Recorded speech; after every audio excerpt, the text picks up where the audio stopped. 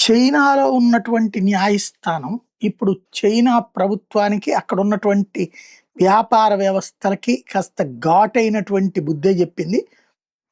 కొన్ని కంపెనీలు ఇప్పుడు ఆర్టిఫిషియల్ ఇంటెలిజెన్స్ వాడుతున్నాయి గదా! ఆర్టిఫిషియల్ ఇంటెలిజెన్స్ వాడకంలో భాగంగా ఉద్యోగుల తొలగింపు జరుగుతున్నాయి గదా! వందలు గాదు, వేలు లో జరిగిపోతున్నాయి అక్కడ.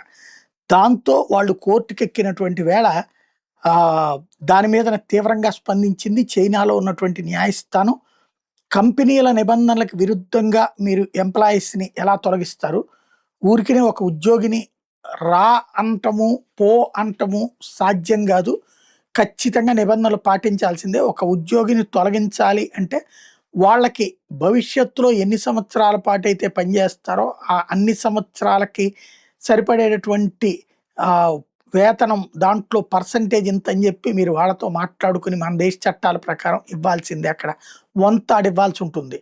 అలా ఇచ్చినప్పుడు మాత్రమే వాళ్ళని తొలగించే అధికారం ఉంది. లేకపోతే తొలగించే అధికారం లేదంటూ తీర్పిచ్చింది.